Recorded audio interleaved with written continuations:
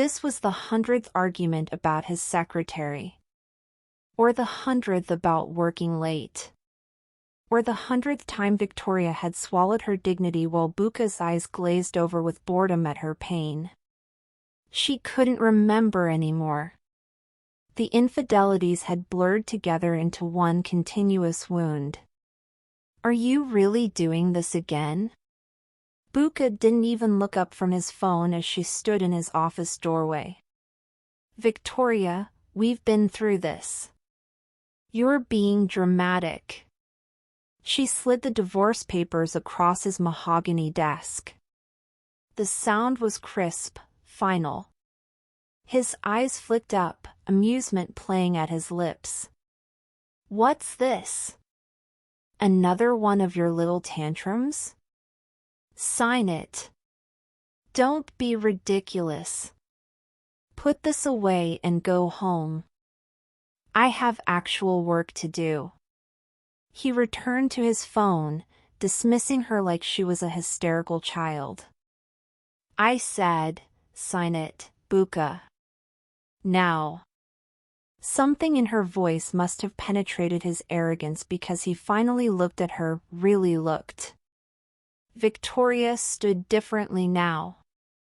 Shoulders back. Chin high. The woman who'd spent 10 years making herself smaller to fit into his world had disappeared. You're serious. He laughed, sharp and cruel. Fine. Sign your papers. But you'll be back within a month, begging. You have nothing without me. No career, no connections, no prospects. Who's going to want a divorced culinary school dropout?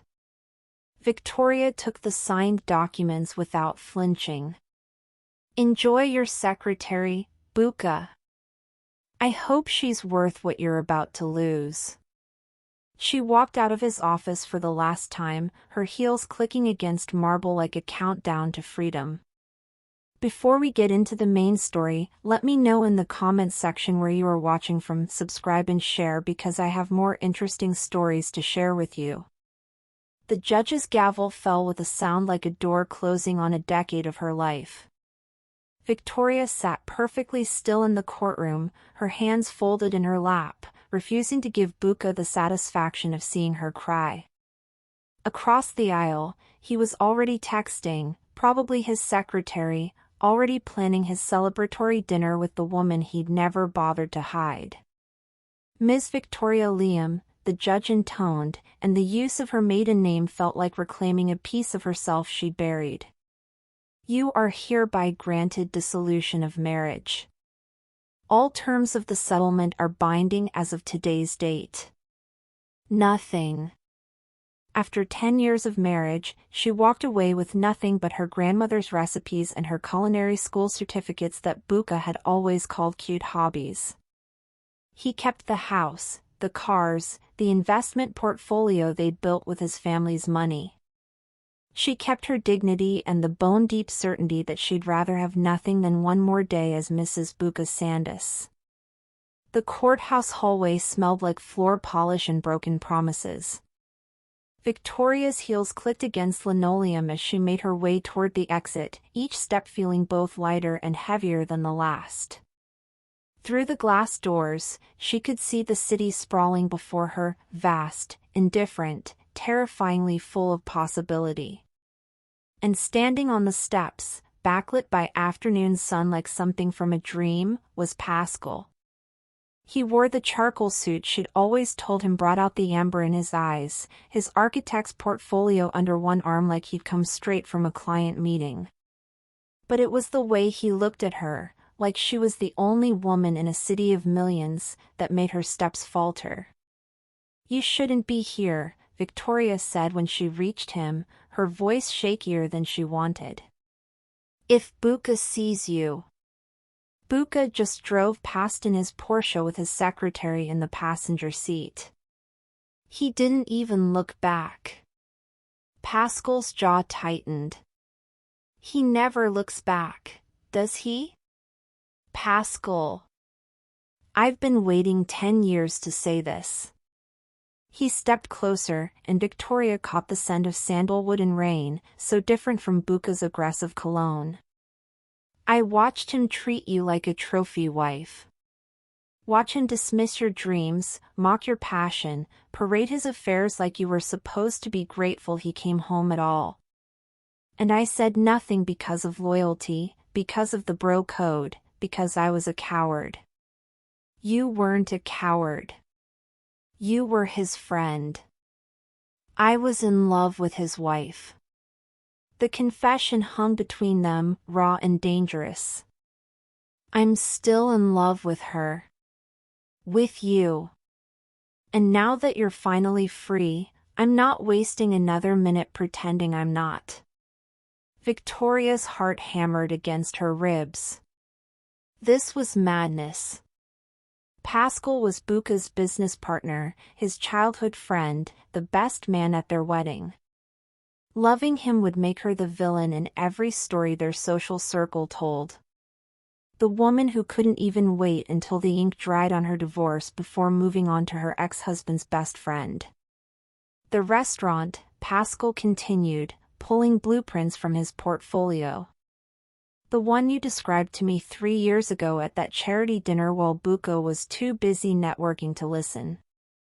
I designed it. Every detail. The open kitchen, the wood-fired oven, the wine cellar. I've been designing it for years, waiting for the day you'd be free to build it.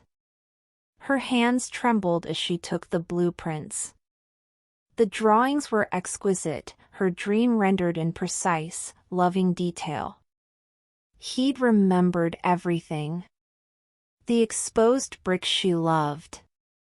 The copper accents. The intimate booth she'd wanted for tasting menus.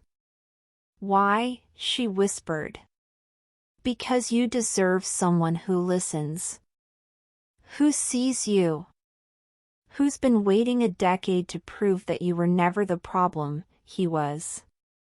Pascal's hand covered hers on the blueprints. Let me help you build this, Victoria. No strings. No expectations. Just let me give you what he never would.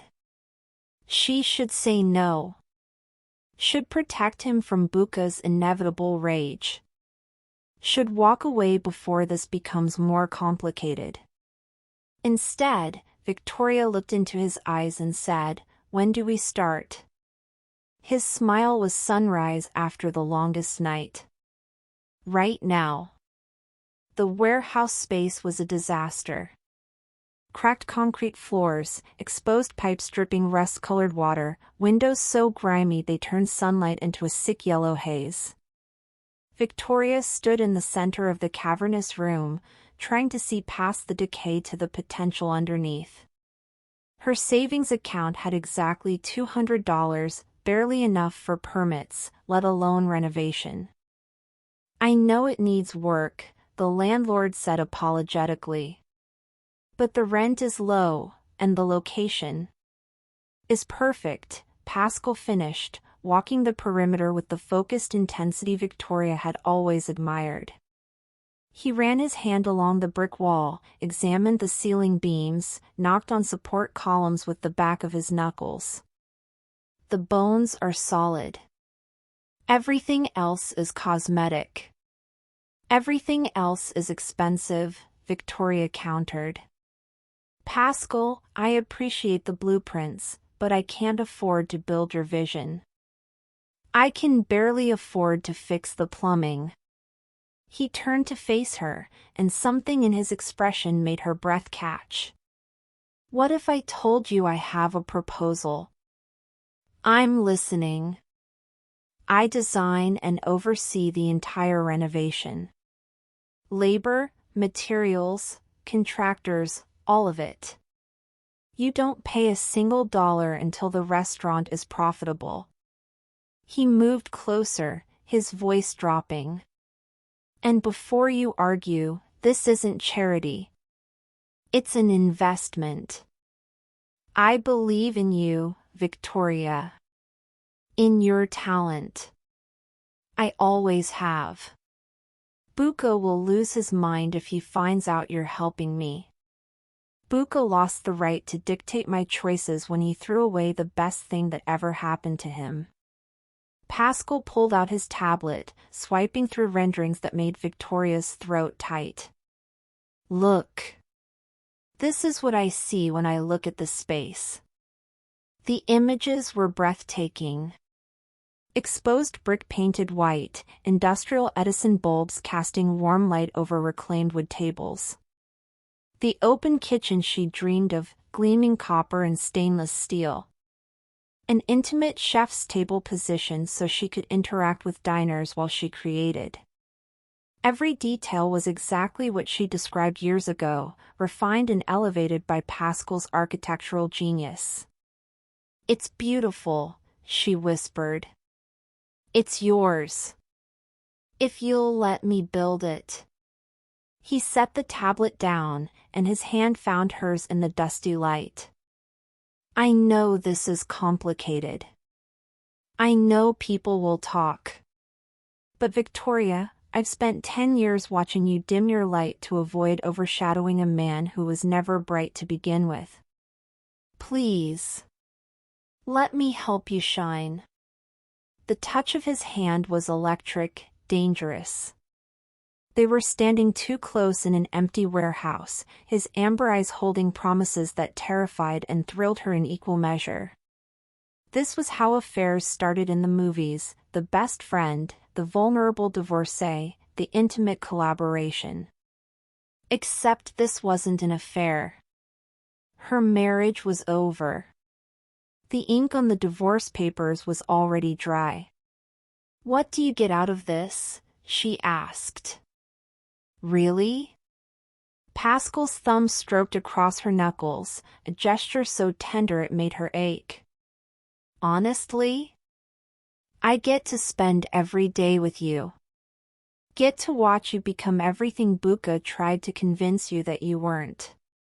Get to be the one standing beside you when you succeed. He paused. And maybe, if I'm very lucky, I get to prove that some men actually see the woman they love, not just the trophy she represents.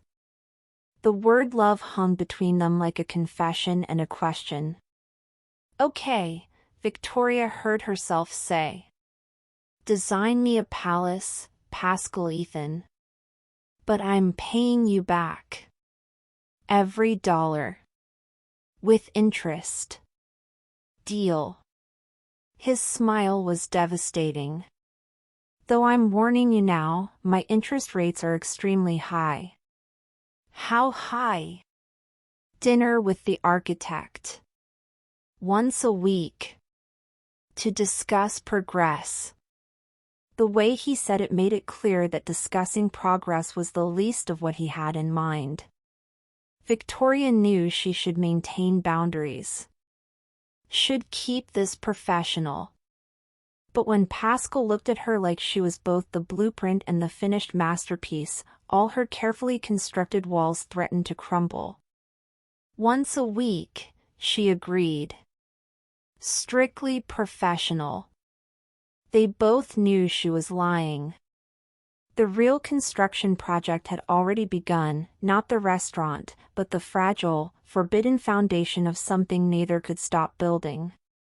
The construction had transformed the warehouse into something between ruin and renaissance. Drywall covered half the exposed brick, electrical wiring snaked through ceiling joists like industrial veins, and dust coated everything in a fine white powder. Victoria stood at what would become her chef's station, running her hands over the rough-hewn countertop Pascal had sourced from a demolished colonial mansion. It's reclaimed teak, he said, appearing behind her with paint samples. Over 100 years old. I thought it would honor your grandmother's recipes, something with history supporting something new. The thoughtfulness undid her. Buka had never remembered her grandmother's name, let alone understood what those recipes meant. It's perfect. Try standing behind it. I want to make sure the height works for you. She moved into position, and Pascal came around to adjust the temporary supports, his body bracketing hers as he reached past to check measurements. The warehouse suddenly felt too small, too warm despite the broken windows. She could feel the heat radiating from him, smell the cedar and sweat from a day spent hauling materials. "How's this?" His voice was rough, close to her ear. "Good. It's good." But she didn't move, and neither did he.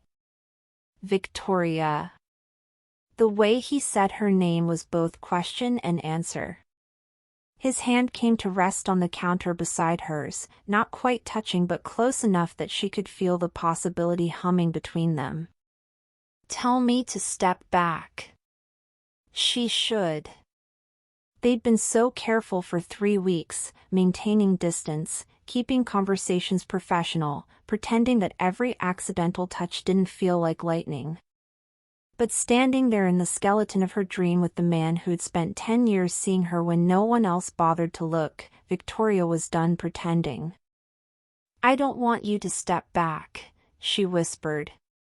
Pascal turned her slowly, and the world narrowed to just his hands on her waist, his eyes searching hers for permission.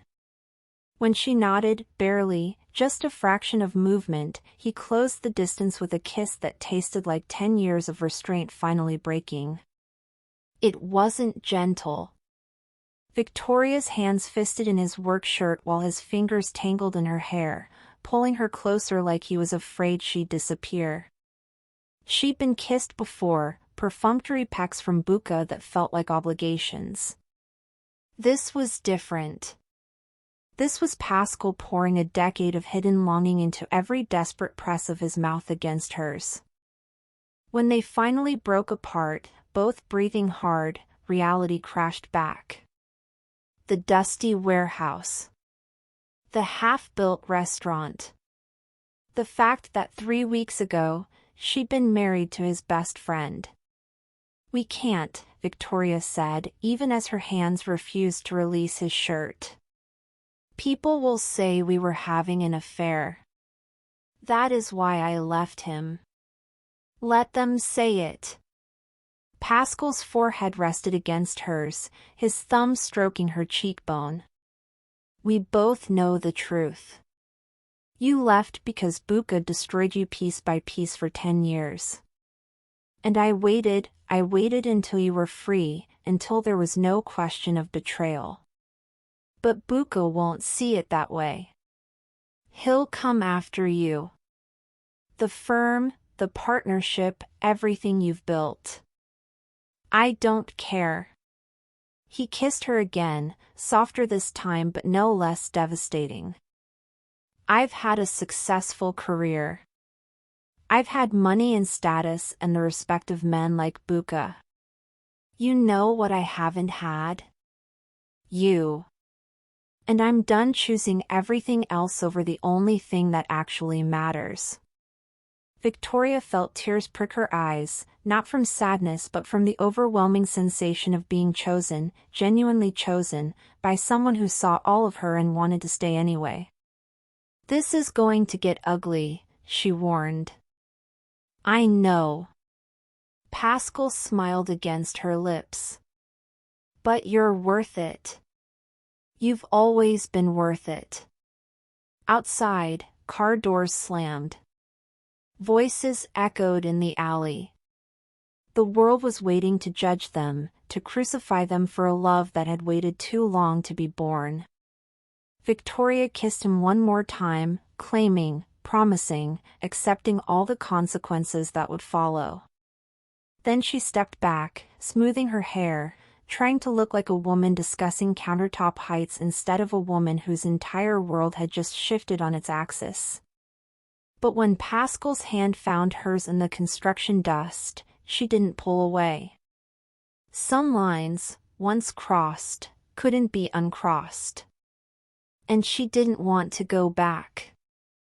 The copper range had arrived on a Thursday, gleaming like a promise.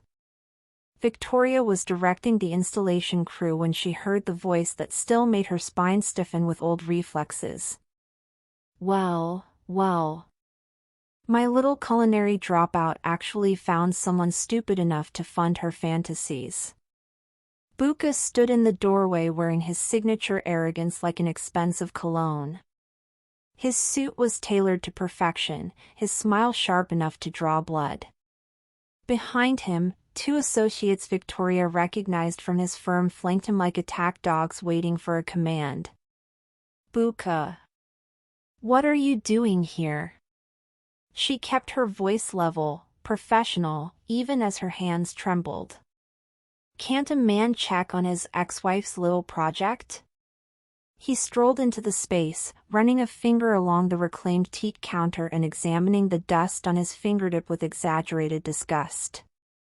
Though I have to say, Victoria, this is even sadder than I imagined. Did you really think you could pull off something like this? I think you should leave. She moved to position herself between him and her kitchen, protective of the space that was starting to feel sacred. I will. As soon as you tell me who your investor is. His eyes sharpened with calculation. Because we both know you couldn't afford this on your settlement. So who's the knight in shining armor? Some desperate divorce looking for a project? That's none of your business. Everything about you is my business when it affects my reputation. He moved closer, and Victoria caught the familiar scent of his cologne, crisp, expensive, suffocating. People are already talking. Saying you must have had someone lined up before the divorce. I won't have my name dragged through the mud because you.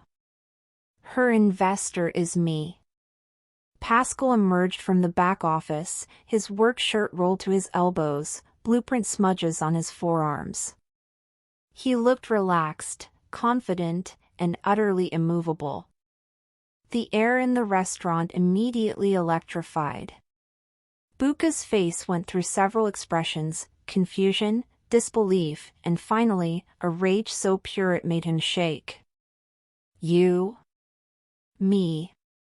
Pascal crossed to stand beside Victoria, not touching her but close enough that his presence felt like a shield. Victoria's restaurant is going to be extraordinary. I'm honored to be part of it. Honored.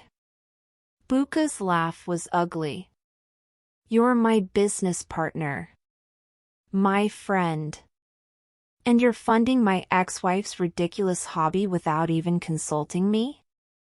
Your ex-wife, as you just said. Which means she's none of your concern. Pascal's voice was dangerously calm. And I don't need to consult you about my personal investments. Personal investments. Buka's eyes darted between them, landing on something Victoria couldn't hide fast enough, the way she'd unconsciously moved closer to Pascal, the protective angle of his body toward hers. Oh, this is rich. How long, Victoria? How long were you screwing my best friend while playing the wronged wife? Watch your mouth, Pascal said, his calm cracking just enough to show the fury underneath. Or what? You'll defend her honor? Buka stepped forward, invading their space. She has no honor. And neither do you, apparently. Did you at least wait until the ink dried on the divorce papers, or was that asking too much? The divorce was final before I even spoke to her about this project, Pascal said evenly. Not that I owe you any explanations about my personal life. Personal life. Buka's smile was vicious. So it is personal. God, I can't believe I didn't see it sooner. The way you always defended her. Always took her side. You've been in love with my wife for years, haven't you? The accusation hung in the air. Victoria felt her heart hammer against her ribs. If Pascal denied it, he'd be lying. If he confirmed it, Bucca would use it as proof of betrayal. "I've been in love with Victoria since the day I met her," Pascal said quietly, and Victoria's world tilted. "But I never acted on it. Never even hinted at it. Because she was married, and I respected that boundary even when you didn't." Bucca's face flushed purple. "You self-righteous." "I respected her marriage more than you did," Pascal continued, his voice hardening. "I watched you parade your affairs. Watch you humiliate her at dinner parties. Watch you treat the most extraordinary woman I've ever met like she was. Nothing more than an accessory. And I said nothing because of loyalty to you. But that loyalty ended the day you signed those divorce papers. You think you can have her?" Bucca stepped closer, and Victoria instinctively reached for Pascal's arm. "You think I'll just let you waltz off with my wife and my reputation without consequences?" "She's not your wife anymore," Victoria said, finding her voice. "And she never will be again." Bucca's eyes landed on her hand on Pascal's arm, and his smile turned predatory. "Well, isn't this cozy? The divorced slut and the disloyal friend. You two deserve each other." He turned toward the door, then paused. "Enjoy your little restaurant, Victoria. Assuming you can keep the permits. Assuming the health inspectors don't find any violations. Assuming anything gets built at all." The threat was clear. Bucca would use every legal connection, every dirty trick, to destroy what they were building. When he left, Victoria finally released the breath she'd been holding. Pascal's hand covered hers where it still gripped his arm. "He knows," she whispered. "Yes." Pascal turned to face her fully. And now the war begins. The permit rejection arrived 3 days after Bucca's visit. Zoning violation. Victoria stared at the official letterhead, her hands shaking. The property had been commercially zoned for 15 years, but somehow the city now claimed it was residential. Bucca's fingerprints were all over this. "We'll fight it," Pascal said, reading over her shoulder in his office. It was past midnight, the architectural firm empty except for them and the cleaning crew vacuuming floors below. "I know the zoning commissioner. We can appeal." "How long will that take?" 3 months. Maybe 4. "I can't afford 4 more months of rent with no revenue." Victoria pressed her palms against her eyes, exhaustion and frustration threatening to overwhelm her. "He's going to win, Pascal.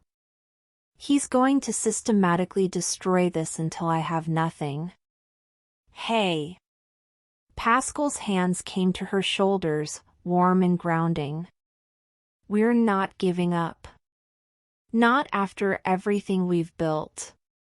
She turned in his grip, and the sympathy in his amber eyes broke something loose in her chest. "Why are you doing this? Risking everything for me? Your partnership with Bucca, your firm's reputation, your entire social circle." "Because I love you." He said it simply, like it was the most obvious truth in the world. "I've loved you for 10 years. And I'm not losing you now just because Bucca wants to play games." Victoria knew she should maintain distance, and should keep this professional until the restaurant was safe. But standing there in the empty office with the man who'd risked everything for her dream, she couldn't pretend anymore. She kissed him. It was different from the desperate collision at the construction site. This was slow, deliberate, a choice made with full knowledge of the consequences. Pascal made a sound low in his throat and pulled her closer, his hand sliding into her hair as he backed her against his desk. "Victoria," he breathed against her mouth. "If we do this, if we're really doing this. I want to." Her fingers worked the buttons of his shirt. "I've wanted to since the courthouse steps. Since before that, maybe. I just couldn't admit it while I was still legally his. But Buka's watching us now. If he finds out we're together, he'll use it. Claim the affair started before the divorce, drag your name through every court in the city. So we keep it secret." She pulled back just enough to meet his eyes. "Just until the restaurant opens. Once it's successful, once I've proven I can stand on my own, then we can tell the world." Pascal's thumb traced her jawline, his expression torn between desire and concern. "I don't want to hide you. You're not hiding me. You're protecting what we're building, both the restaurant and this." She pressed her hand over his heart, feeling it hammer beneath her palm. "I need to prove that I'm not just running from him to you. That I'm capable of succeeding on my own. You are capable. You've always been capable. Then prove you believe that by waiting with me." She kissed him softly. "A few months. Just until the grand opening. Then I'm yours. Publicly, completely, without any question of timing or motive." He studied her face in the dim office light, weighing the wisdom of secrecy against the cost of exposure. Finally, he nodded. "The grand opening." But Victoria, his hands tightened on her waist. "The moment those doors open to the public, I'm done pretending you're just my client. Deal?" She smiled against his lips. "Now stop talking and kiss me properly." He did. They made love on his desk with the city lights sprawling beneath them, the blueprints of her restaurant scattered around them like promises. It was reckless and necessary and absolutely inevitable. When Pascal whispered her name like a prayer, Victoria felt the last pieces of Mrs. Buka's sandals finally shatter, replaced by something new and entirely her own. Afterward, wrapped in his shirt with her head on his chest, she felt him press a kiss to her hair. "Worth waiting 10 years for," he murmured. "Worth risking everything for," she agreed. Below them, the city hummed with life and judgment and the threat of Buka's revenge. But for this stolen moment, Victoria let herself believe that love could be stronger than vindication, that choosing herself could lead to choosing someone who actually deserved her. The secret would keep. For now. The farmer's market was supposed to be safe.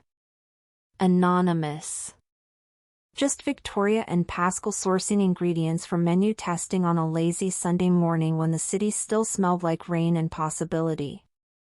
He'd kept his hand on the small of her back as they navigated vendor stalls, and she'd fed him samples of aged cheese and artisan honey, laughing at his exaggerated reactions. It felt dangerously close to normal. Like they were a real couple instead of two people hiding from the consequences of their choices. "Try this." Victoria held up a sun-dried tomato, and Pascal caught her wrist, pulling the offering to his mouth while his eyes held hers with an intimacy that had nothing to do with food.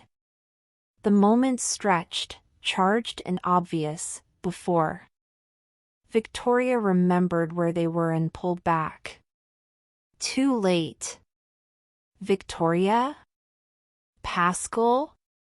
The voice came from behind them, female, familiar, delighted in the worst possible way. They turned to find Chioma, one of Buka's colleagues from the law firm, her phone already in hand with the camera pointed directly at them.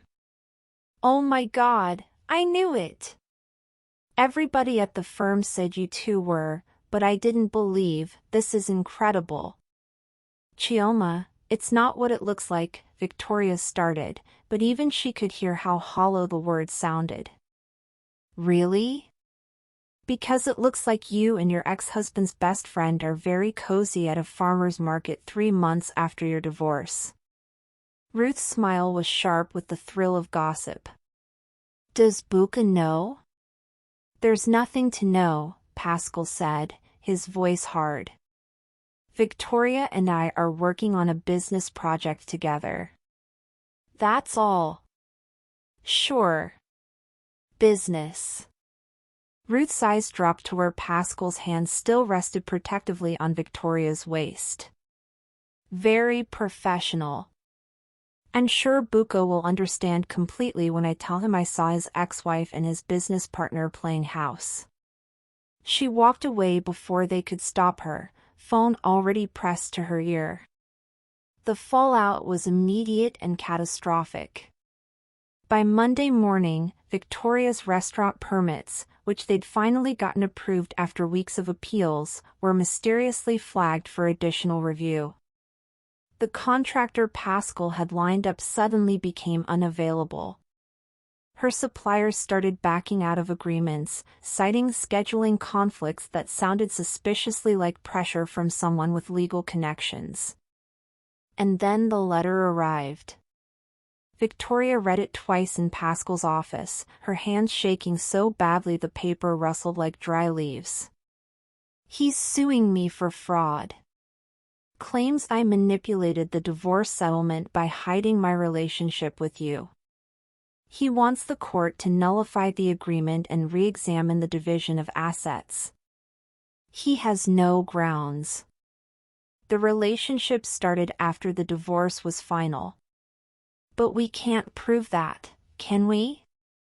Victoria looked up at him, feeling the trap closing around them.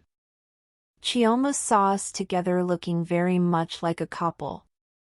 Buka's lawyers will argue we were having an affair during the marriage. That everything I claimed about his infidelity was projection."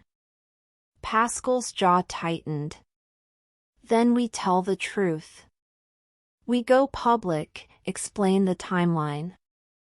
With what proof? Our word against his? He's a lawyer, Pascal. He knows exactly how to make this look. And once he's done destroying my credibility, he'll come after you. The partnership, your firm, every project you've ever built together, he'll burn it all down. Let him try. You don't understand." Victoria stood, pacing the office like a caged thing. "This isn't just about us anymore. He sent me photos this morning. Of your mother's house. Your sister's workplace. The schools your nieces attend." Her voice cracked. "He's threatening everyone you love because you chose to love me." The color drained from Pascal's face. "Show me." The images were innocuous on their surface, just pictures of locations. But the message was clear: I know where everyone you care about exists in the world, and I can reach them. "This is extortion," Pascal said, his voice dangerously quiet. "He's committing actual crimes. That we can't prove came from him. The email is anonymous. The photos are untraceable." Victoria felt tears burn behind her eyes. "Maybe we should stop. Walk away before he destroys everything." "No." Pascal pulled her against him, fierce and certain. "That's exactly what he wants. For us to be so scared of his power that we sacrifice our happiness to appease him. But your family is stronger than Buka's threats. And you are worth fighting for. He tilted her face up, his amber eyes blazing. I've spent 10 years being his friend, his partner, his loyal shadow. I'm done giving him power over my life. Over our lives. What do? We finished the restaurant. We go public. And we show him that some things are more powerful than his revenge. Victoria wanted to believe him. But as she looked at the threatening photos spread across his desk, she couldn't shake the feeling that choosing love had declared war on a man who played to destroy. And Buka always won. The charity gala was Buka's territory, a glittering assembly of Texas's legal and business elite, the same crowd that had watched Victoria fade into wallpaper for a decade. She hadn't wanted to attend, but Pascal insisted. We stop hiding tonight, he'd said. Or we let him win by making us ashamed of what we feel. Now, standing in the ballroom wearing a gold dress that made her feel both powerful and exposed, Victoria watched Buka hold court across the room. His new girlfriend, younger, thinner, more professionally accomplished, hung on his arm like a trophy. When his eyes found Victoria's, his smile was pure venom. He's going to make a scene, she whispered to Pascal. Good. Let him. Pascal's hand tightened on hers. I'm about to make a bigger one. Before she could ask what he meant, he was leading her toward the stage where the auction was being held. The crowd quieted as Pascal took the microphone, his architect's confidence filling the space. Good evening. I apologize for the interruption, but I have something important to say. His eyes found Victoria's in the crowd, and her heart stopped. 3 months ago, I made a choice that cost me a business partnership and several friendships. I invested in a restaurant owned by a woman who also happens to be my former partner's ex-wife. The ballroom erupted in whispers. Victoria felt hundreds of eyes turn toward her, judging, calculating, condemning. I've been called disloyal, Pascal continued. A betrayer of the bro code. A man who pursued his best friend's wife.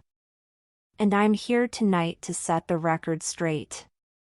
He stepped off the stage, moving through the crowd toward Victoria. I didn't pursue Buka's wife. I waited 10 years for her to be free of a marriage that diminished her light. I watched her be treated like an accessory, her dreams dismissed, her worth measured only by how well she reflected someone else's status. He stopped in front of her, and Victoria's vision blurred with tears. Victoria Liam is the most talented chef I've ever known. She's brilliant, resilient, and deserves a partner who sees her, not someone who tolerates her. He took both her hands.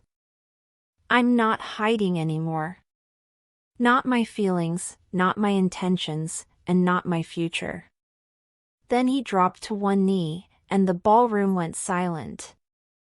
Oh my God, Victoria whispered. Pascal pulled a velvet box from his jacket. I know this is fast. I know people will say it's too soon, that we're scandalous, that you're rebounding and I'm delusional. But Victoria, I've loved you for 10 years. I've waited for this moment since the day we met. And I refuse to waste another second pretending I don't want to spend my life with you. The ring was stunning, a sapphire surrounded by diamonds, nothing like the ostentatious rock Buka had given her. This was elegant, personal, perfect. Marry me, Pascal said. Not because it's proper timing or socially acceptable. Marry me because we choose each other, completely and publicly, regardless of what anyone thinks. Victoria was aware of Buka's rage radiating from across the room, of Ruth's phone recording every second, of the society matrons clutching their pearls in scandalized delight. None of it mattered. Yes. The word came out choked with tears. Yes, I'll marry you. The kiss was witnessed by 300 people who would dissect it for months. But as Pascal slid the ring onto her finger and held her like she was the only woman in existence, Victoria felt something shift. They'd stopped hiding. Stopped apologizing for choosing love at an inconvenient timing. The crowd's reaction was mixed, some applause, more whispers, and one distinct sound of a glass shattering against marble. Buka had thrown his champagne flute, his face twisted with fury as he stormed toward the exit. "You're both dead," he hissed as he passed them. "Professionally, socially, legally, I will destroy you." "Try," Pascal said calmly, his arm around Victoria's waist. "But we're done being afraid of you." After Buka left, the ballroom slowly returned to awkward normalcy. Some people congratulated them. More people avoided them. But Victoria didn't care. She'd just gotten engaged to a man who'd loved her loudly, publicly, in front of everyone who'd watched her be invisible for a decade. That was insane, she whispered as they slow danced later. That was necessary. Pascal kissed her forehead. No more secrets. No more shame. Just us, facing whatever comes next together. Outside, Buka was already making calls, assembling his legal arsenal. But inside, Victoria finally felt free. The restaurant glowed like a jewel box, copper accents catching candlelight, the scent of Victoria's signature dishes floating through air thick with anticipation. Every table was reserved, food critics from 3 publications were seated in the dining room, and Victoria's hands trembled as she plated the first course. This was it, everything she'd fought for, dreamed of, nearly lost. Then the health inspector arrived. "Emergency inspection," the man announced, flashing credentials at the hostess. "We've received complaints about potential violations. I need to see the kitchen immediately." Victoria's sous chef appeared in the doorway, his face pale. "Chef, there's a problem. Multiple problems." She followed him to find the inspector examining her walk-in cooler with a clipboard, shaking his head. Temperature logs show inconsistent refrigeration.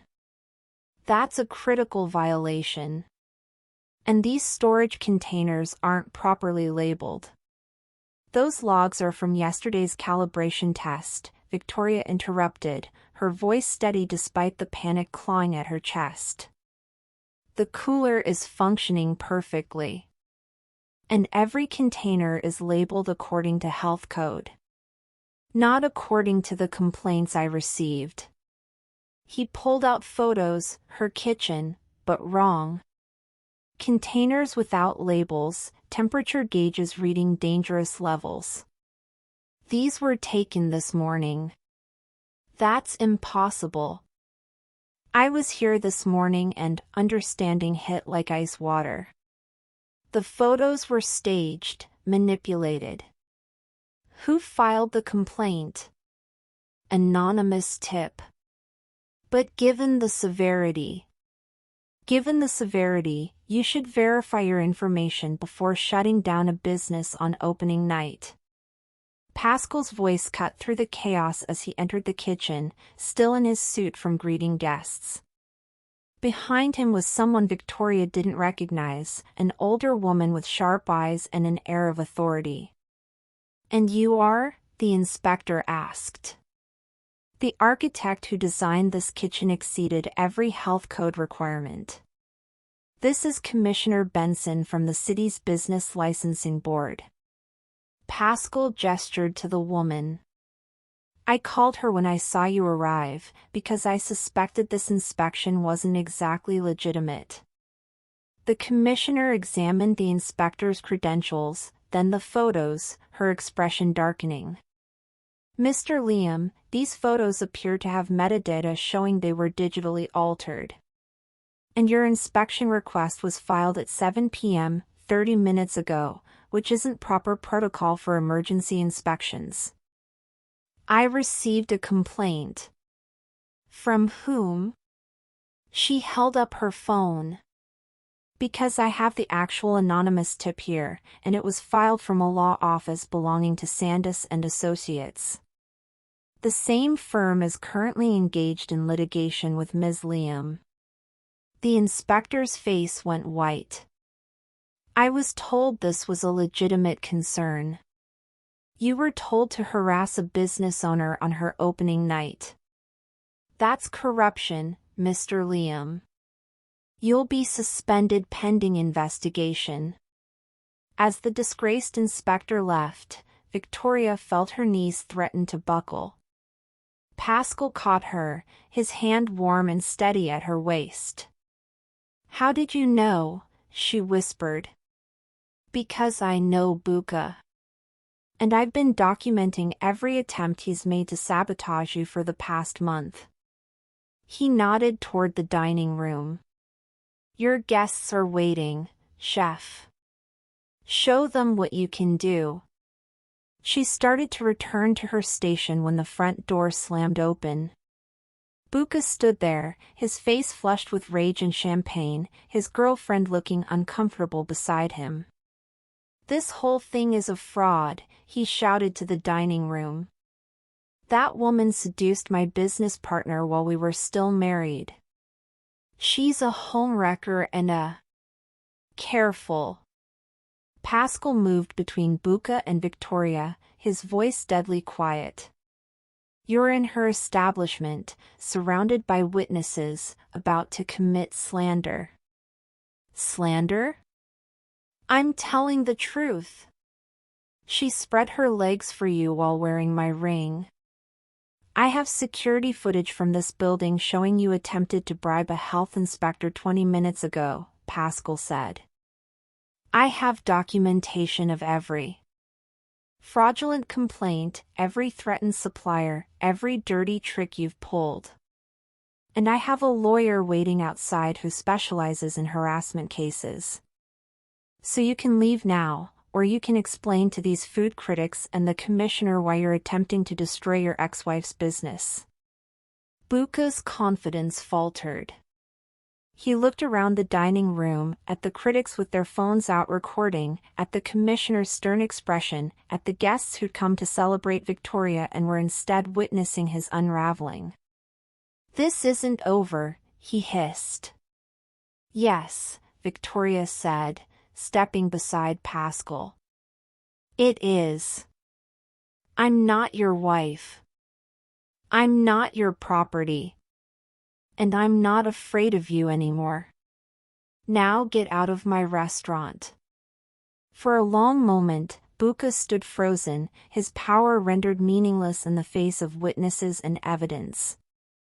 Then he turned and left, his girlfriend following with an apologetic glance. The dining room erupted in applause. Victoria leaned into Pascal, her hands still shaking. Thank you. Always, he murmured. Now go cook. Show them why you're extraordinary. She did. Every dish was perfect, flavors her grandmother would have recognized, elevated by techniques Victoria had refined in secret during her marriage. The critics raved. The guests returned for second seating. And when the last plate was served, Victoria emerged from the kitchen to find Pascal waiting with champagne and a smile that said he'd never doubted her for a second. To new beginnings, he toasted. To choose ourselves, she countered. They'd won. Not just the restaurant, but their right to love without apology. The wedding was nothing like Victoria's first. No ostentatious cathedral filled with people who'd watched her disappear. No seven-tier cake or designer dress chosen by committee. Just a garden at sunset, 50 people who actually loved them, and vows they'd written themselves. Victoria stood under an arch woven with her grandmother's favorite flowers, hibiscus and jasmine, watching Pascal walk toward her with tears in his eyes. He wore a simple charcoal suit, no pretense, just the man who'd waited a decade and risked everything to love her out loud. "You look like sunlight," he whispered when he reached her. "You look like home," she replied. Her friend Maya officiated, her voice warm with emotion. "We're here to witness Victoria and Pascal choose each other, not because it was easy or expected, but because their love refused to stay silent any longer. Victoria, your vows." She took Pascal's hands, feeling the calluses from years of drafting blueprints by hand. 10 years ago, you saw me when I was invisible. You remembered my dreams when everyone else dismissed them. You defended me when staying silent would have been easier. Her voice cracked. "I spent a decade in a marriage where I had to shrink to fit. With you, I expand. You don't complete me, you challenge me to be the fullest version of myself.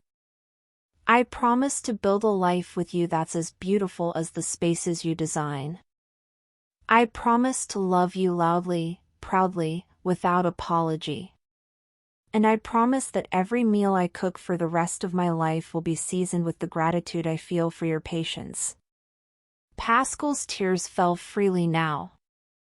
"Victoria, the day I met you, Buka introduced you as his fiancée, and I felt my heart break before I even knew your middle name.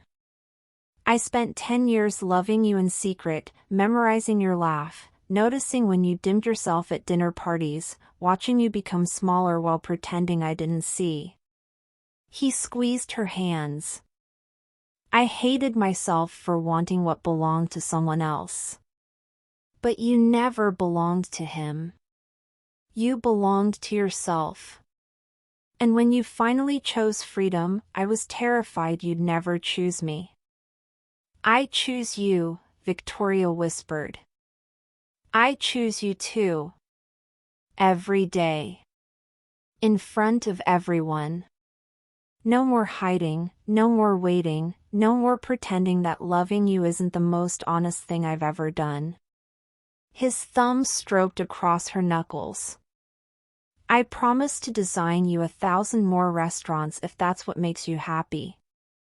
I promise to always see you, hear you, celebrate you. And I promise that every blueprint I draft will include space for us to grow together." Maya smiled through her own tears. "By the power vested in me, I pronounce you partners in this beautifully messy, perfectly imperfect, absolutely worth fighting for love.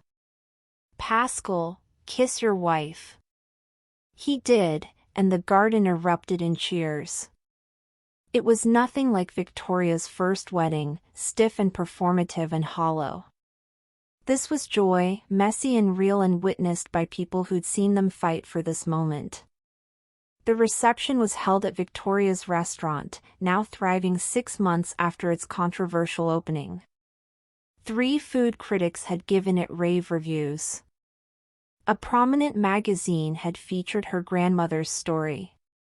And most satisfyingly, Buka's law firm had quietly dissolved the partnership after his attempted sabotage came to light, ethics violations that even his family's money couldn't bury.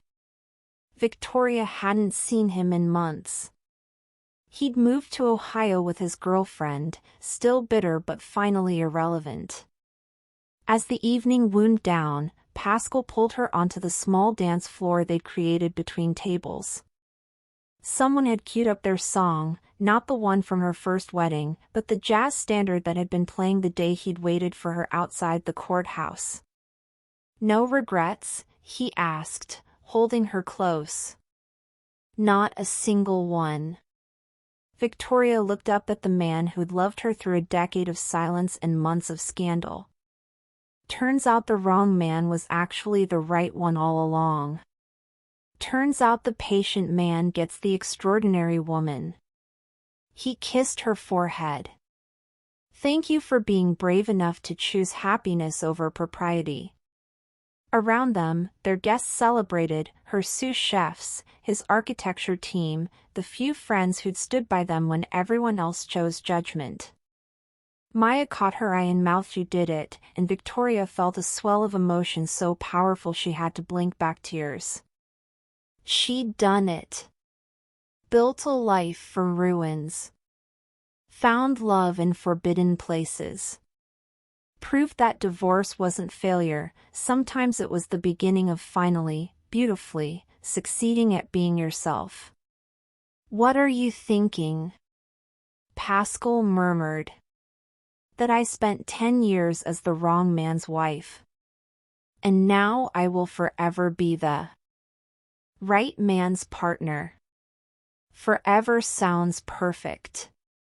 They danced until the candles burned low and the last guests departed, until it was just the two of them in the restaurant she'd built and the love they'd refused to hide. And when Pascal finally carried her across the threshold of the home they'd designed together, every room a collaboration, every corner holding space for both their dreams, Victoria knew she'd made the right choice. Not the easy choice. Not the expected one. But the choice that honored who she actually was instead of who she'd been told to be. Sometimes the greatest love stories start with endings. Sometimes the best friend becomes forever. And sometimes divorcing the wrong man is the only way to marry the right one. Thank you for watching and listening to this story. Hit the subscribe button as I will be bringing more interesting stories. Turn on your notification because you would not want to miss my story for anything.